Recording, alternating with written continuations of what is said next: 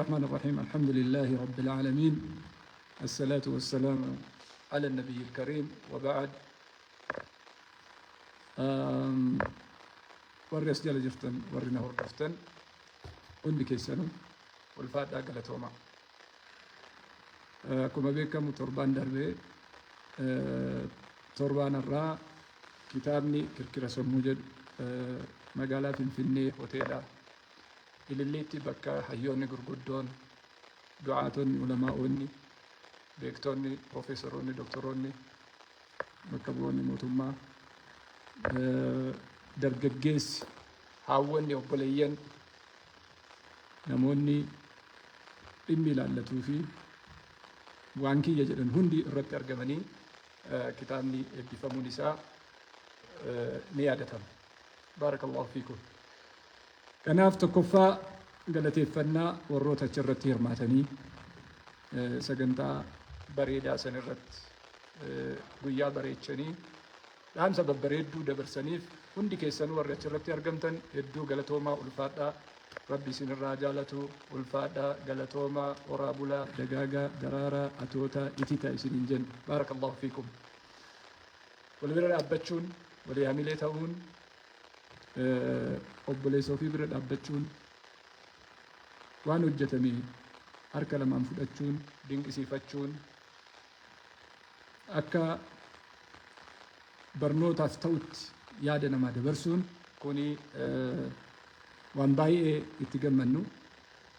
Namoonni achitti argamtan abboonni kiyya, abbootiin amantii gurguddaan, warri dhaabbilee garaagaraa hooggantan مجلس فدرال الرئيس الكبير هندي سانيتو بريزدانتي تانا بريزدانتي مجلس الفني بريسا ولانا مجلس الفني كسوما بريزدانتي مجلس الفني اتانا بريسا بورد كوريدن هجرا وتشيستوتا هندي ساني شيكون يعني جالت هندي ساني شاجي شد الكريم الرجل الكبير شيخ حميد هندي ساني شيخ سلطان شيخ حسين شاميني برو هندي كيسانو مسونسيني إسلاما قوتون أكاسوما يونيفرسيتي غرا غرا راوري دفتن يونيفرسيتي في الفني راوري دفتن يونيفرسيتي أداما راوري دفتن يونيفرسيتي أسلار راوري دفتن كاتشيسيتوني كاتشيسيتوتا جتشان ورا هيسي قول جتشان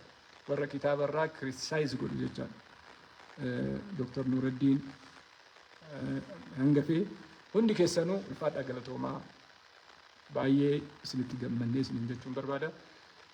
Akkasuma advaayizaroonni kiyya barsiisonni sadarkaa garaagaraa jirtan warri wajji barsiisu warri yuunivarsiitii garaagaraa wajji jiru warri koleejii garaagaraa wajji jiru hundi keessanuu Profeesar Kibret akkasuma Profeesar Dammaqanfaat hundi keessanuu hedduu ulfaadhaa galatoomaa baga irratti argamtanii dabalataan immoo obboleessi keenya Taliilaan civil aviation irraa warroonni ani asoo yaamin dhuftan hundi keessanuu namni gurguddaan ulfaadhaa galatoomaa isiniin jechuu barbaada. Kitaaba barreessuun bu'aa bayii hedduu keessaa ce'amee waan dhufu.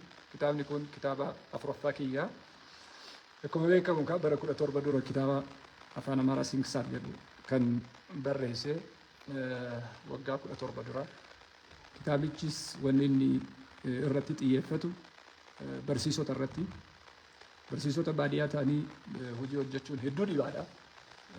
Namoonni baadiyyaa keessatti barsiisummaa irra jirtan hundi keessanuu waan keessa dabartan hin beektu. Yeroo jalqabaatiif waggaa 20 irraa handhuura hogguu barsiisummaa irratti ramadamee deemu bu'aa bayiilee hedduutu keessa jira. Barsiisaa baadiyyaatti nama ramaduun innu mataan isaatu hawaasa ofii barsiisuun leenjisuun sadarkaa biraatiin ga'uun akkuma jirutti ta'e bu'aa bayiin isaa baay'ee dhibaadha. Maaliif karaan bareedaan hin jiru, yaabbiin hin jiru, soo farda fa'aan deemanii baadiyyaa keessa deemanii rooba jiraa dhoqqee jiraa. Kanaaf rooba keessatti dhoqqee keessatti gubbaa namatti roobaa jalaa dhoqqee ta'a farda yaabbachaa akkasitti bakka itti ramadan dhaqanii fireshii ta'ee namni ramadamu hundi isaatu carraa kana namni hin argatin hin jiru eenyu yoo ta'e yuunivarsiitii Finfinneetti barattee baadiyyaa ramadamuun kee dirqama. Ilma Finfinneetti dhalate taate baadiyyaa ilma biyya alaatti dhalate taate baadiyyaatti ramadamuun dirqama. Akkasitti leenji'ama jechaadha. Kanaaf yeroo jalqabaatiif bakki itti ramadamee fagoo warqa jedhamti. Iddoo san dhaqnee fardattu yaabbatamaa. So leenjii fardaas leenjii waan akkasii sanis hin qabne waan ta'eef rakkooleen adda addaa nu mudataa ture. Haa ta'u immoo waa bahii ce'ii san keessa dabarree barachuu bira dabartee leenji'uu bira dabartee barsiisuudhaaf gaafa deemtu chaalenjiin nama qunnamu guddaadha. Keessattuu warri waa bilcheessuu hin dandeenye amma warra leenji'uun barbaachisaadha. Shiroo hojjechuu jira, buna danfisachuu jira, shaayii hojjechuu jira, dhaabachuu jira. Namoonni haadharraa harka abbaarraa nyaachaa bahan hundi isaaniitu gaafa baadiyyaatti ramadamanii jalqaban ibidda qabsiisuun baay'ee dhibaadha jechaadha. Kibrinni kun 2, 3, 4 qabsiisanii dhaama. So achi bahanii immoo ijoollee leenjisuun, ijoollee barsiisuun hedduu ulfaataadha. Kanaaf kitaaba jalqabaa Sinkisaar kan jettu jechaadha. Sinkisaar jechuun bu'aa bahii jechaadha. Bu'aa bahii hojjetaan mootummaa keessa darbu, bu'aa bahii barsiisonni keessa darban, bu'aa bahii namni waa leenjisa jedhee baadiyyaa keessa deemu keessa darbu kan itti calaqqisiise jechaadha. Kanaaf yeroo sanitti eebbifamee kitaabni sun yuunivarsaal mana maxxansaatii bahee raabsamee gurguramee waggaa 17 har'aa jechaadha. Itti aansee kitaaba seenaadhaan barraa'ee jira. Seenaadhaan jechuun wagguu barsiisummaa jalqaban irra ramadamanii gaafa ramadaman immoo saabjektii leenji'an qofa osoo hin ta'in kan hin baratinis ramadamanii. Kanaaf ramaddii irratti dipaartimentii namaa kennantu jira. Dipaartimentii tokko irra ramadanii dipaartimentii san immoo afaan Amaaraas akka barsiisu gubbaarra jira jechaadha. Maaliif streamii jedhanii saabjektii streamii jira. Civics, English language, Amharic, and subjectiin tokko maaliin afurtu kennama. So afran keessaa tokko barsiisuun dirqama waan ta'eef kanuma namatti kennan fudhatan. Kaarikulamii yeroo sanii keessatti namni tokko meejarii fi maayinariin dhaabbatee saabjektii afuriin akka bahu jedhamee achi keessa seenee ture. So dipaartimentii heedii yogguu ta'an Baale irraa dhufanii dipaartimentii afaan Amaaraa irratti hoogganaa ta'anii deemuun waan hin danda'amneef hin dandeettuu yaada jedhan dhiyeessanii. So xiiqiin bareedaadha. Xiiqiin bareedaa, xiiqiin pozitiif ta'e bareedaadha. Xiiqii pozitiif ta'e saniin so eenyummaa kiyyaa wajji beekumsa kiyya yoo hin fudhanne taate akkaataa beekumsa kiyyatti fudhatan immoo anatti argisiisuu qaba waan ta'eef kitaaba afaan qubee afaan Amaaraatii fi afaan Amaaraa irraa baratamu kan quba fi sammuu Baalee irraa dhufteen warri afaan kana oomishe irraa leenji'u qopheessuun dirqama waan ta'eef waggaa tokko keessatti qopheessee laayibirarii mana kitaabaa mootummaadhaa kan dhuunfaadhaa kan iddoo hundaatu akka galu akkasuma maqaa kiyyaan Sufiyaan Usmaan kan jedhu irraa akka baratamu godhu waan ta'eef kallattiidhaan musxalaha lugaa afaan Amaaraa kan barreessee irraa barsiisanii qaamonni hin dandeettu jedhan sun hin dandeettu osoo hin ta'in kitaaba kiyyarraa leenjisuu akka danda'an godhuudha jechaadha. Kanaaf hojjetamee godhamee irraa barsiisu. Xiiqiin bareedaadha yeroo gargarii. Hin dandeettu isin hin jennaan akka dandeettan ofitti himuun barbaachisaadha. Kana wanni kitaabni barraa'uuf dhuma dubbii irratti maaliif wanni tokko barraa hojjetama ta'asiira qabaachuu qaba. Dhuma isaa irratti fiidbaakiin isaa waan gaarii fiduu qaba waan ta'eef kanaaf nama hin dandeettu isin hin jedhe akka dandeettanitti argisiisuun dirqama waan ta'eef yeroo sanitti kitaabni sun maxxanee gabaarra oolee irraa barsiifatu dhimma kennallee miti irraa barsiifatu irraa leenji'u. Kanaafuu Sufiyaan Usmaan jedhanii irraa leenji'u jechaadha. Hin dubbifatanii irraa leenji'anii ittiin barsiifatanii so ni dandeenya. Waanuma barbaachisaa ta'e danda'uu keenyatti ibsuun dirqama. Kanaaf kitaabni lammaffaa akkasitti hojjetame. San booda barsiisonni hin dandeettan afaan Amaaraas, afaan Ingiliffaas, afaan maaliis humna ittiin qabdan jedhanii hamilee nama dha'uuf deeman sun kitaaba keenyarra dhaabbatanii mana barumsaa keessaa kitaaba keenyarraa barachuun dirqama isaanii waan ta'eef barraa'e jechaadha. So kun barnoota bareedaa ta'uun dirqama isaati. Kitaabni sadaffaa The Kush kitaaba jedhu The Kush hawaasa keenya Somaaliirraa buqqa'ee wal qabatee walalolee walitti qabamee afaan Amaaraatii fi afaan Oromootiin qophaa'e. Sunis namni tokko eenyummaa isaatiin maalummaa isaatiin iddoo tokkorraa hogguu buqqa'u akka namaatti nama dhukkuba. Akkuma hayyoonni jedhan namni tokko yoo dhukkubni isaa laalaan isaa isatti dhagahame namni sun lubbuun jira jedhamee beekama.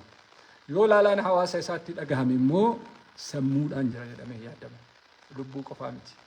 Lubbuun jiraachuun qaamni nama dhukkubuu danda'a, qubni nama dhukkubuu danda'a, miilli nama dhukkubuu danda'a.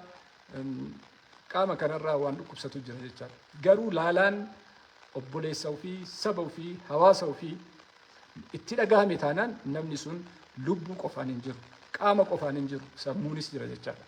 Kanaaf kitaabni sun kan qophaa'e balleessaan hawaasa sanii maalinni, balleessaan hawaasa Oromoo maalinni, Habashaa ta'uu dadhabne moo, akka isaan jedhan Itoophiyaawii ta'uu dadhabne moo,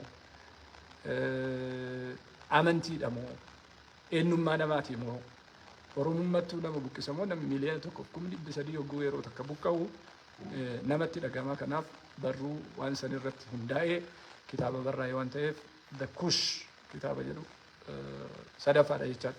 Kitaabni inni afuraffaan isa kana. This is what we call it kirkira sammuu kan jennuun isa kana. Kitaabni kun qorqalbii fi xiinsammuu hawaasa keenyaa irratti hundaa'ee kan barraa'e. Kitaabni kun fuula 400 fi 30 gara fuula 180tti gadi hir'isnee maaliif jennaan hawaasni kitaaba dubbisuu irratti leenjii yoo hin qabaanne ta'e kitaaba dubbisuu qofaa miti kitaaba dubbise san irraa bu'aa argate yoo gulaalee fudhatee funaanee sammuu isaatti qabatee tajaajila ittiin hin kennine ta'e kitaaba bituu fi dubbisuun qofti kallattii bu'aan fidu. Kanaaf fuula 400 irraa 180 deebisnee isa lammaffaa immoo kitaaba itti aanu kitaaba koobaa sammuu jedhu qopheessine jechaadha. Sunis baatii 2 booda inshaallah ni eebbifama. Kutaan tokkoffaan kana kun kirkira sammuu jedha. Kan itti aanee dhufu immoo kitaaba koobaa sammuu jedhutti mana maxxansaa jira. Kuni in kirkirsaa, kun immoo miila gadhaaba jechaadha. Koobaa godha. Kitaabni kun qabatama yeroo ammaa nu keessa jirru kan argisiisu irra caalaan isaa outdated ta'ee update godhaa yeroo isaa gadhiisaa waan deemeef fooyyessaa kan barraa'edha. Akkasuma as keessaa waa hedduu argattu jedheen yaada. Kitaabni kun torbaan tokko erga eebbifame kanaaf iddoo garagaraatti ni raabsama jechuudha. Iddoon isaan itti raabsaman keessaa jalqabatti magaalaa Finfinneeti, dabalataan magaalaa Adaamaati, taanee magaalaa Shashamanneeti, sana booda magaalaa Baalee Roobeeti. Eessa akka argattan isinii ibsa. Kanaaf kitaaba kana dubbifadhaa, fudhadhaa, irraa waa baradhaa, yaadallee kennaa, deebiillee itti deebisaa, yaadallee itti kennaa. Kan kana caalaa immoo asirra dhaabbatee ijoollee keenya lafaa dhufaniif, qeerroo keenya lafaa dhuftuuf, dargaggeessa keenya lafaa dhufuuf, barsiisaa keenya barsiisaa jiruuf, barataa keenya mana barumsaa keessa jiru sadarkaa ittiin leenjisuu dandeenyu, ittiin si'eessuu dandeenyu, ittiin waa barsiisuu dandeenyu namni tokko gahee hedduu qaba. Gahee hedduu qaba. Jireenya dhuunfaatu jira, jireenya maatiitu jira, jireenya hawaasummaatu jira, hawaasa tajaajilu jira. Sana bira darbee immoo barachuu jira, barsiisuu jira, hojjechuu jira. Kana hunda bira dabaranii kitaaba maxxansanii hawaasaa dhiyeessuun immoo ifaajee lammaffaa barbaada waan ta'eef kanaaf ni danda'ama wanni jedhamu hawaasa keenya keessatti uumamuun barbaachisaadha. Tokko daayirekshinii kennuun, leenjii kennuun, qajeelfama kennuun, karoora, galma, kaayyoo, tarsiimoo, tooftaa, adeemsa hawaasa keenya barsiisuun dirqama. jireenya isaa keessatti namni tokko akkanaan hin jiraatu, kaayyoo qaba. Kaayyoo sadirra dhaabbatee kaayyoon isaa galma qabaachuu qaba. Galmi sun akkaataa bira deemanii dhaqaniintu jira, miinsitu jira jechaadha. Miinsii san immoo leenjisuun barbaachisaadha. Daldala kee irratti leenjii gahaa qabaachuu qabdu, barnoota kee irratti leenjii gahaa qabaachuu qabdu, hojii jireenya kee irratti leenjii gahaa qabaachuu qabdu, waa hunda kee irratti leenjii gahaa qabaachuu qabda waan ta'eef karaa saniin leenjiin akka itti kennamu godhamee kitaaba barraa'e waan ta'eef dubbisaa isiniin jedha. Kanaaf inni jalqabaa magaalaan kitaabni kun itti argamu asirraa isinii kenna. Adaamaa jechuun መብራት ኃይል ገሞ ኤኤምጂ አዳማ ሞል ቢሮ lakkoofsa 11 garee warra rufeeydaa jechaadha. Dubartoota rufeeydaa warra treeningii kennaa jiran gamoon isaanii መብራት ኃይል ገሞ ኤኤምጂ አዳማ ሞል ቢሮ lakkoofsa 11 irraa argachuu dandeettu, irraa walii raabsuu dandeettu jechaadha. Itti aanee immoo Shashamannee nama Okaashaa jedhamurra yookiin Abdulnaasir Haashim garee Keeboor Miidiyaa shabaaba Shaashamannee irraa argachuu dandeettu. Karaa saniin guyyaa kibxataa irraa jalqabee wixanni guyyaa buruuti iftaaniiti, guyyaa kibxataa irraa jalqabee irraa argachuu dandeettu. Karaa sanii fudhachuu dandeettu. Inni sadaffaan Baalee Roobeedha. Baalee Roobee karaa Abu Mus'ab baaleetiin or garee Ummu Eeyman karaa Ustaaz Abdulwahab Jeelaaniin jara lamaan irraa argachuu dandeettu. Bilbila asirra isinii kaaha. Kibxata irraa jalqabee kitaabicha fudhachuu dandeettu. Bakka itti dhaladhe immoo Agaarfaadha. Shabaabni warri dubbistan ijoolleen Agaarfaa immoo hanga muraasa karaa obboleessi keenya Muhammad Amin Xaahirii fi Abdulsattar Sheek Kadiiriin kibxata irraa jalqabee kitaabni isin bira gahaa waan ta'eef fudhachuu dandeettu.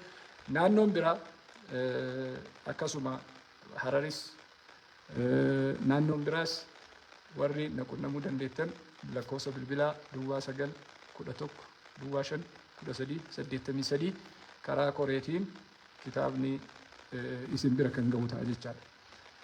Kanaaf asirraa sagalee fudhattanii asirrattis isinii maxxansaa karaa saniin kitaaba argachuu dandeettu. Yeroo jalqabaatiif Adaamaa, inni lammaffaan Shashamannee, inni sadaffaan magaalaa Baalee Roobee, afuraffaan Agaarfaa irratti karaa amma namoota isinii yaamee kanaan argachuu dandeettu. Warroonni biyya alaa jirtan immoo karaa warri Jarmanii jirtan Ustaaz Umar Al-Faaruq ittiin ergaa isaan irraa fudhachuu dandeettan. Warri UK jirtan immoo karaa Sheek Muhammad Awwaliin argachuu dandeettan. Kana bira darbee immoo karaa teekinooloojiitiin gareen kitaaba kana eebbise karaa kamiin akka isin gahuu danda'u onlaayinaan warri kitaaba bitachuu hin dandeenye karaa kamiin akka fudhachuu dandeettan isaan isinii ibsu jechaadha. Kanaaf kibxata irraa jalqabee kitaaba kana argachuu dandeessu. Dabalataan immoo hawaasni keenya bal'aan keessattuu warri kitaaba kana bittanii hawaasa keenyaa nuu raabsi jettanii dhaamsanatti kennitan garee Sadaqatul Jaariyaa dubartoota hawwii jannataa kitaaba 300 karaa keessanii bitame isinii kennina. Ulfaadhaa galatooma. Akkasuma Qamaraloo kitaaba firee 600 hawaasa keenyaa akka geessu warri bittan ulfaadhaa. Akkasuma mannootiin barnootaa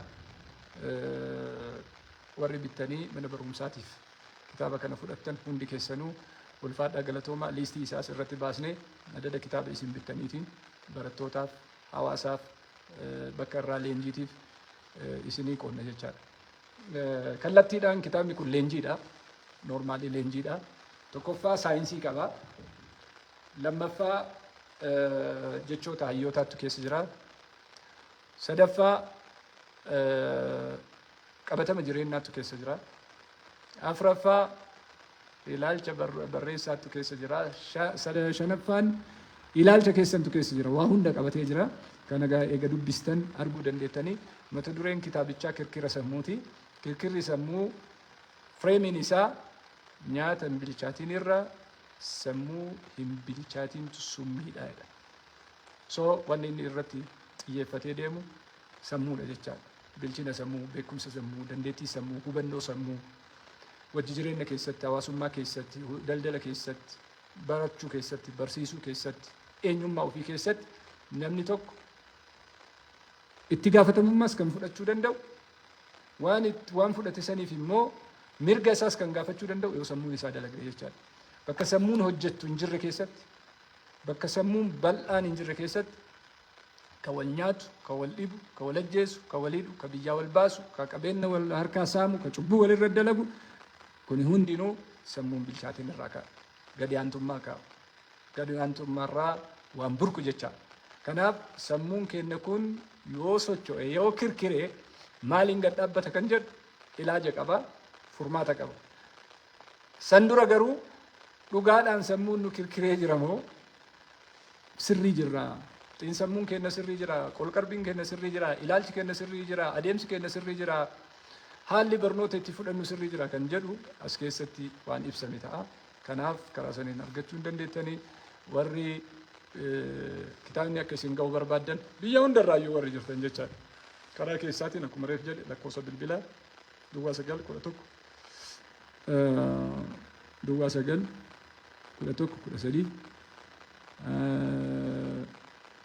yes Duwwaa 911 13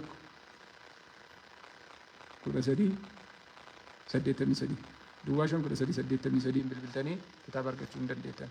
Duwwaa 513 Duwwaa 911 Duwwaa 513 bilbiltanii bakka jirutti kitaaba argachuu hin dandeettanii. Fiidbaakii nuu kennaa, koomentii godhaa, bakka jirtanirraa fudhadhaa, ulfaadhaa, galatoomaa, barruu biraatiin walitti deebinaa, gorsaan walitti deebinaa, kitaaba garagaraatiin walitti deebinaa. Biiznillaahi ilkariim wal leenjifannaa, wal gorfannaa, wal sirreeffannaa, wal barsiifannaa karaa sanii walitti deebina. Dhuma dubbii kitaabni tokko hogguu barraa'u kitaaba hedduu dubbisuun barbaachisaadha. Lafaa ol kaamee kitaabni hin barraa'u waan ta'eef kitaaba hedduu dubbisuun, waa bahii keessa cehuun, leenjii garaagaraa argachuun barbaachisaadha. Asirra dhaabbattanii ijoolleen karaarra jirtan, hamilee qabdan, ka waa barreessuuf qophooftan, ka waa hojjechuuf qophooftan, hundi keessanuu hamilee godhattanii of duratti deemuun barbaachisaadha. Leenjiin kitaabichaas isuma kana. Abdii kutachuu wanni jedhamu addunyaa kanarra hin jiraatu. Maaliif jennaan gaafa dhalannu aqlii guutuun, fayyaa guutuun, waa hundaan rabbiin asirra nu uume. Gaafa dhalannu garuu qabeenya qabannee hin dhalanne, beekumsa qabannee hin dhalanne, wanni nuuf fidhannee dhufne tokkollee hin jiru asumarraa arganne jechaadha. Kan nu darbees kanumaan nu darbe. أكا نبي ربي عليه الصلاة والسلام جاء إن الله يرفع بهذا الكتاب أقواما ويدأ به آخرين. ربي سبحانه وتعالى أنما قرقري بيكم كتاب مكانان الفولة ككوف الليل دبسوا أبون بيكود أبون كفيه كناب أمنتينيس جلك أبو ميو اقرأ جت جلك أبو ملك شهد الله أنه لا إله إلا هو ربي سبحانه وتعالى وفينك كتيت يسمى لك كنجر وأولو العلم قائما بالقسط ورب دنديتي كب ورب بيكم سكب ورب ودبس ورب وأرجو كناب نبي ربي عليه الصلاة والسلام اقرأ جل من يجل كبني أمتها دبسوا الأب دركما كبو جتشان أنو أمتها دبسوا وابيكوا وابرتشوا دركم من تكلم ملء أمتها جاهلة مت كناب جاهليان جاهلمان واللالي ركنا الأنفا كناتي ملء ركنا منتي كناتي مت ركنا سباتي مت ركنا سموت اللي مت كون أول ما كانت جبابات ودان كان كي ركنا كنا كيس سين جتشان كناب أمتها دبسوا كابين ناني سوته سابان نبي ربي عليه الصلاة والسلام كورنان أشرة المبشرة كيسا جهن سابان جارة هكا تربات مليونر ترملي ركتها كدتا نمارك إيقاتو ميت يد العليا خير من اليد السفلى أركي والآن كون أرك قد آن الرا إروياك با كناب كابين نمانو أركان إسلاماتو أشهد أن لا إله إلا الله وأن محمد رسول الله جنة سنبودا إقام الصلاة وفتا وفتشون ورباع جسا وفتا ملي سلام ننجرو كوزو زينتكم من كل مسجد جل ربي سبحانه وتعالى ويتمسيد ديمنو ببريني تطلفني هاكا كابنون جتشا ميتشاني كل لوفني ديمو شريع الرأي كناب كوني بونين سلمتي إن الله يحب أن يرى أثر نعمته على عبده كنبي ربي الإنسان عليه الصلاة والسلام ربي وانسي كن سرتي أرجو بربادا إنهم من كل لسان بيي كوني مو بيي توفي بيي نمني سمو إساتي نجران بيي وكا waan namni uffatu, waan namni nyaatu, waan namni keessa ooluun nama madaala waan ta'eef mul'achuun dirqama biyya kana keessatti mul'achuun neechariin biyya kanaa naareeshiniin biyya kanaa sirriitti akkaataan seeneffamni isiitu mataan isii cubbuudha.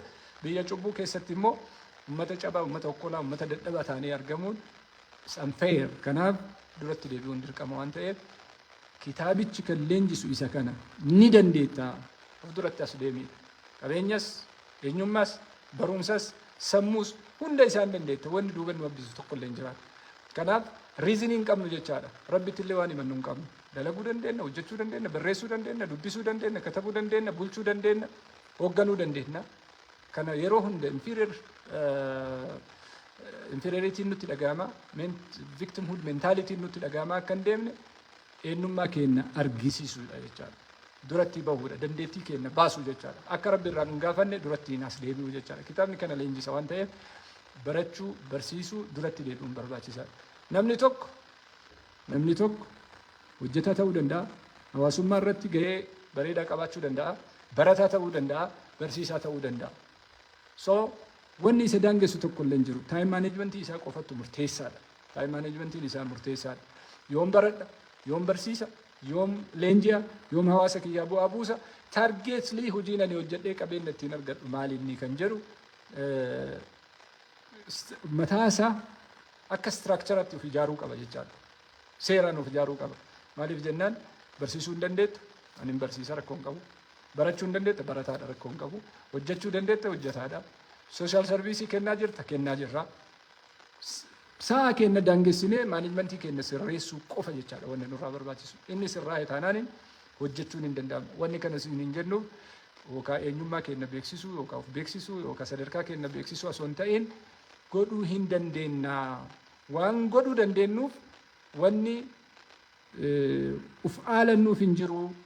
Kanaafuu mirgatti qabna, humnatti qabna, dandeettiitti qabna, kaayyoo qabaannaan galma gahuu dandeenya. Namni kaayyoo qabu yoomiyyuu taanaan galma gahuu danda'a waan ta'eef eenyu dubartoota ta'ee, dhiirarraa ta'ee, shamarran keenya ta'ee, hawwata ta'ee, abboota keenya ta'ee, ilmaan keenya ta'ee ni dandeettanii. Kana sammuu keessan keessa kaa'adhaa. Whatever the case, rakkoon garaagaraa jiraachuun hin mara, garuu hin dandeettan. Kanaaf ammoo you deserve more. Kana caalaa dhugaa qabdanis, haqa qabdanis, kana caalaa godhuus dandeettanis, yoo gootanis haqatti qabdu jechaadha. Kanaaf kitaabichi kan haasa'u kan waan ta'eef akkuma reef isiniin jedhe irra isinii deebi'a. Adaamaa garee Adaamaa maal jedhamaa I think Adaamaa mool biiroo lakkoofsa 11 Mabiraat Hayilee jedha. Bakki itti argamu Shaashamannee akkuma reef jenne keeboor miidiyaa asirra isinii kaa'a. Baalee Roobee Abuu Mus'ab irraa argachuu dandeettu yookiin Ummu Eeyman Agaarfaa akkuma reef isiniin jedhe argachuu dandeettanii karaa saniin kitaaba fudhachuu hin dandeettanii. Kan Jimmaa karaa Ustaaz Dooktor Sheek Mahammed Saalih karaa saniin akka isin ga'u godhama. Dooktor Mahammed Saalihitti bilbiluu dandeettu jechaadha. Isin bira ga'a.